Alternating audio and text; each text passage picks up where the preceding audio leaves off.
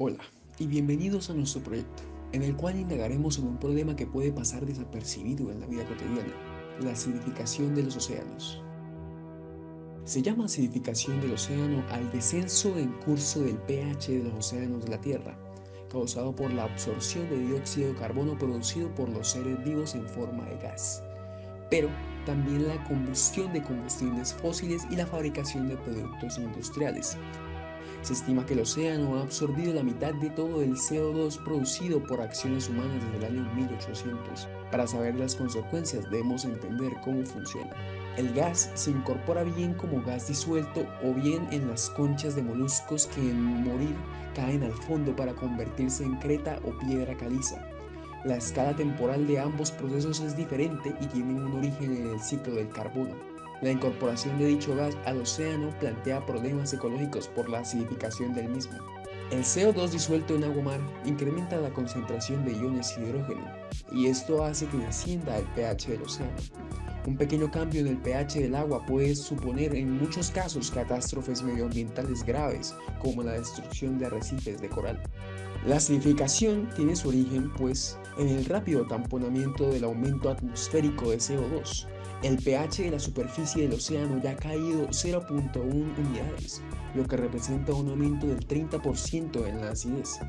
A finales de este siglo, al ritmo actual de emisiones, el pH podría caer otras 0,3 unidades, lo que significaría, debido a la escala logarítmica del pH, un aumento de acidez de casi el 100%. Como comparación, en los últimos 300 millones de años, el pH del océano nunca ha caído más de 0,6 unidades por debajo del nivel de 1750. Pero al ritmo actual de las emisiones, el pH del océano podría caer más de 0,7 unidades por debajo del nivel preindustrial. Como imaginarás, un agua más ácida es también un agua más corrosiva, lo cual afecta la fauna marina. Y los primeros en sufrir las consecuencias están siendo todos aquellos animales con caparazones y conchas, y también se están viendo terriblemente afectados los ecosistemas coralinos. Y es que el mundo parece estar obsesionado con lo que está ocurriendo en la Tierra y en la atmósfera, pero no se dan cuenta de los niveles de contaminación del océano, el cual alberga cerca del 98% de las especies del planeta. Y es que en un ecosistema coralino que puede ocupar menos del 0,1% del suelo oceánico, pueden convivir entre 1 y 9 millones de especies. Debido a que las aguas frías disuelven más CO2 que los mares cálidos, la acidificación golpea especialmente las zonas polares. Estas aguas son cada vez más corrosivas, lo que implica que caparazones y conchas con capas de carbonato de calcio y también los esqueletos empiezan a disolverse.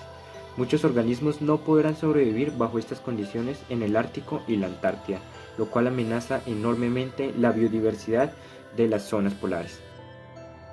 Por cuenta de la acidificación continua, los océanos pierden lo que llamamos su capacidad tampón. Entre más se acidifica, menos dióxido de carbono pueden absorber, lo que implica que la contaminación en la atmósfera será mayor, el efecto invernadero será cada vez más inevitable y los daños serán irreversibles. Pero veamos unos ejemplos más concretos de los daños que la acidificación causa en los océanos. En algunas zonas litorales del Pacífico, la acidificación ya es bastante grave. Por ejemplo, en Oregon, la producción y nacimiento de ostras se ha disminuido a más de la mitad, pues la acidificación impide el crecimiento de las larvas que más adelante se convertirán en ostras. En lugares cercanos a Nápoles, los fondos marinos tienen un hermoso aspecto, un grumoso tapiz de esponjas rojas, bellotas de mar blancas, algas coralinas moradas, erizos de mar y hermosos peces camuflados. Lamentablemente, a tan solo cientos de metros de allí, las burbujas de CO2 que emanan del suelo están acidificando el agua a niveles que tal vez en un futuro sean los predominantes en el océano. Esta diversidad multicolor se está acabando.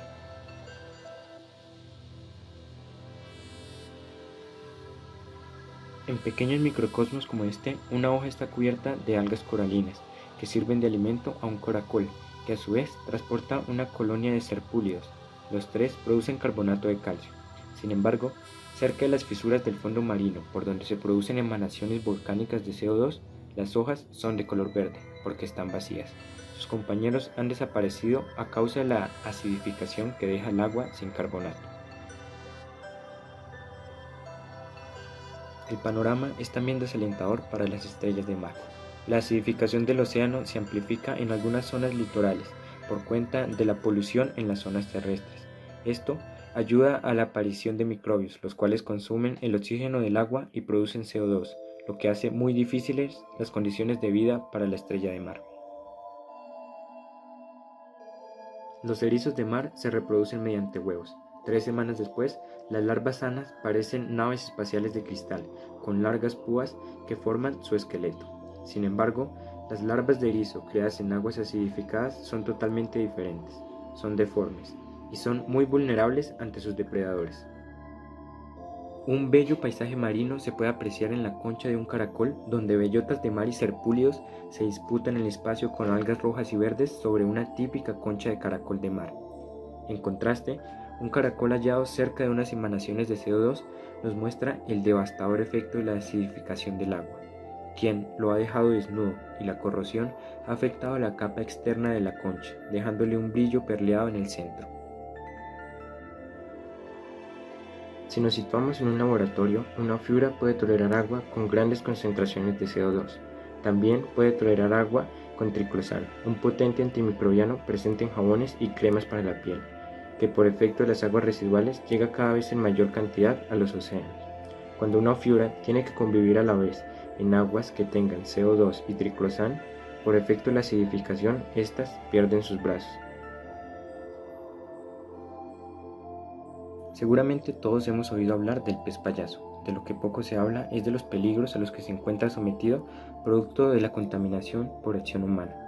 El pez payaso, criado en agua acidificada, no reconoce las señales que lo guían a su hábitat natural, por lo cual se ve en inminente riesgo. Hay algunos que incluso se sienten atraídos por el olor de sus depredadores. Una sola piedra del lecho marino alberga un jardín de 7,6 centímetros de ancho, de algas verdes, marrones y coralinas. Lamentablemente, en aguas cercanas acidificadas por emanaciones volcánicas de dióxido de carbono no hay tal diversidad. El panorama es desalentador. Los organismos vivos de nuestros mares y polos se ven cada vez más afectados producto de la acidificación de los océanos, fenómeno que se encuentra en constante aumento debido a la contaminación producida por acción humana. Hagamos algo, aún estamos a tiempo.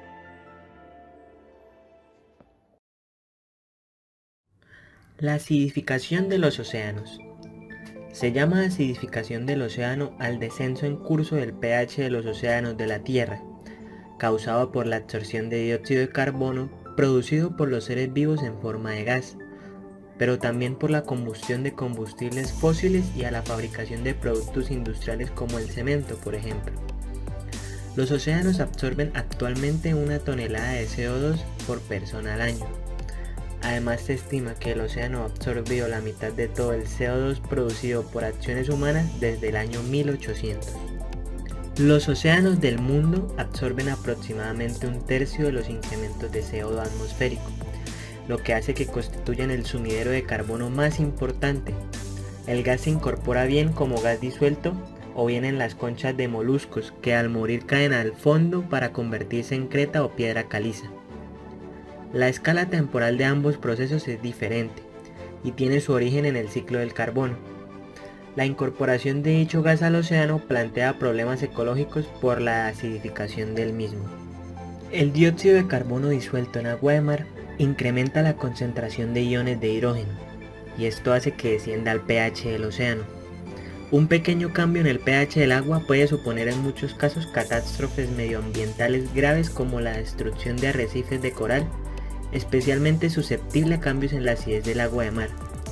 Se estima que entre 1751 y 1994 el pH de la superficie del océano ha descendido desde aproximadamente 8.79 a 8.104, es decir, ha disminuido en 0.075 en la escala alcalina, y se prevé que a medida que el océano absorba más dióxido de carbono para 2100 se produzca un descenso de más de 0.3 o 0.5.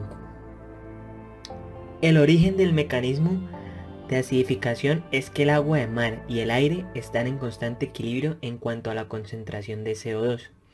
el gas se incorpora al agua en forma de anión de carbonato según la siguiente reacción.